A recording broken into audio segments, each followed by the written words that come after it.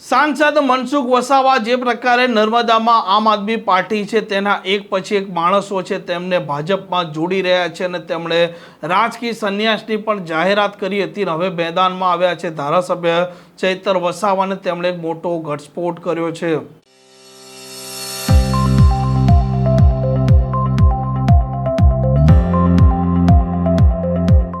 નમસ્કાર, આપ જોઈ રહ્યા છો હોટલાઇન ન્યૂઝ અને હું છું આપની સાથે તોફિક ગાંચી. જે પ્રકારે અત્યારે નર્મદાનું રાજકારણ ગરમ છે અને ભારતીય જનતા પાર્ટીમાં એક પછી એક ચૈતર વસાવાના નજદીકના માણસો જોડાઈ રહ્યા છે અને ભાજપ છે ભાજપને પ્રચારની જાહેરાત કરે છે. આમ આદમી પાર્ટીને ટાટા બાય બાય કરી છે અને થોડાક દિવસ પહેલાં સાંસદ મનસુખ વસાવાએ રાજકીય રીતે સંન્યાસની પણ વર્ષ 2029માં જાહેરાત કરી હતી અને આ મામલે હવે ધારાસભ્ય ચૈતર વસાવા એક મોટો ધડાકો કર્યો છે. સાથે લોકો જાગૃત થશે, એક થશે તો એ લોકો શિક્ષણ માંગશે, રોજગાર માંગશે, એમની જમીનો માંગશે, જંગલ જમીનો માંગશે. ત્યારે આપણે શું કરીશું? એમને દબાવો, ડરાવો એમ કરીને ચૈતર વસાવાને બે આટા હમણાં પણ જેલમાં નાખ્યા. તમે જોયું છે રાજપીપળાની જેલમાં મારા ધર્મપત્ની, મારી બહેનો, એમના જમાયો, અમે 93 દિવસ સુધી અમને જેલમાં રાખવામાં આવ્યા. હમણાં પણ સામાન્ય બાબતમાં પોલીસ અમને પકડી ગઈ.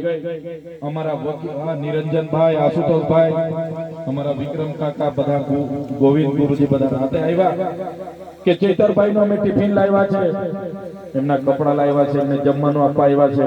બે વાગ્યા સુધી એક બાજુ વરસાદ પડે અને પોલીસ એમને મળવા ના દીધું, કપડા ના આપવા દીધા. બીજા દિવસે મને કોર્ટમાં રજૂ કર્યો. મારા વકીલો ગેટ પર આવ્યા કે અમે વકીલ છે ચૈતરભાઈ ના, ગોપાલભાઈ થી માંડીને બધા વકીલો પગે પડે કે અમને કેસ લડવા દો. કેસ નહીં લડવા દીધો. મારા જામીન રદ કરાવવામાં આવ્યા. મને વડોદરાની સેન્ટ્રલ જેલમાં લઈ જઈને અંધારી કોઠડીમાં રાખવામાં આવ્યો. તમે વિચાર કરો, એવો તો શું ગુનો કર્યો તમે? શું આદિવાસી માટે લડવું એ મારો ગુનો હતો? શું કેવડિયાવાળા માટે ઉભા રહીને લડવું એ મારો ગુનો હતો? શું અમારા યુવાનોને મારી નાખે એમને ન્યાય અપાવો શું અમારો ગુનો હતો? નહીં, પણ તમને બધાને એક કરીને તમારા ન્યાયની વાત કરું એ મારો ગુનો. મને એક અઠવાડિયું ને એક મહિનો નહીં, 80 દિવસ આ વડોદરાની અંગ્રેજોની સેન્ટ્રલ જેલમાં મને રાખવામાં આવ્યો.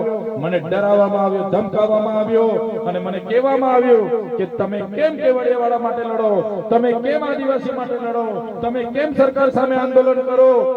ત્યારે પણ આ તમારા દીકરાએ એ ભાજપ વાળાને ત્યારે પણ જેલમાં કીધું હતું કે અમારા ભગવાન બિરસા મુંડા, અમારા પૂર્વજ, એ પણ અમારા અધિકારો માટે લડતા લડતા જેલમાં શહીદ થયા હતા.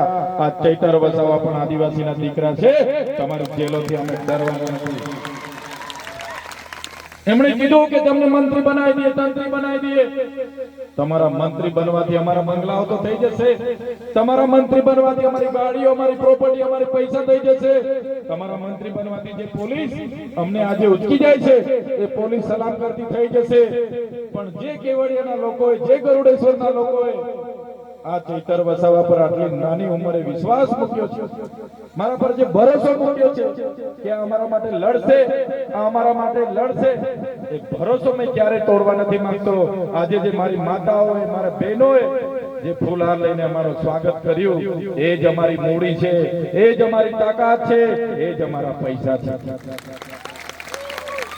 ત્યારે સાથીઓ, બસ અમને તમારા પર વિશેષ અપેક્ષાઓ નથી, પણ આજે અમારા સાથી ઉમેદવાર ધમાભાઈ, શકુંતલાબેન, આશુતોષભાઈ અને બધા જ લોકો બહુ મોટી અપેક્ષા લઈને અમે તમારી વચ્ચે આવ્યા છીએ.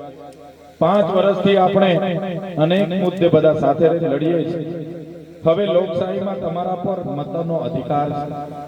તમારો એક મત ખરીદવા માટે આ લોકો આવશે, ઘરે ઘરે આવશે ને 500 રૂપિયા આપશે કે તમારા મત અમને આપજો.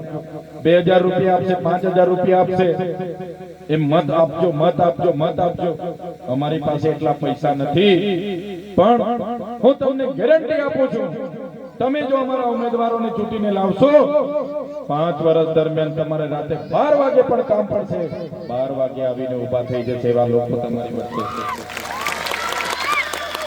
કાલે ગામમાં કોઈ નહીં, દુઃખનો પ્રસંગ હશે, સુખનો પ્રસંગ હશે કે કોઈને ત્યાં મયત થઈ હશે, તો પણ આપણા ધમાભાઈ, આપણા વર્ષાબેન, આપણા આશુતોષભાઈ આવીને કહેશે ચિંતા ના કરતા.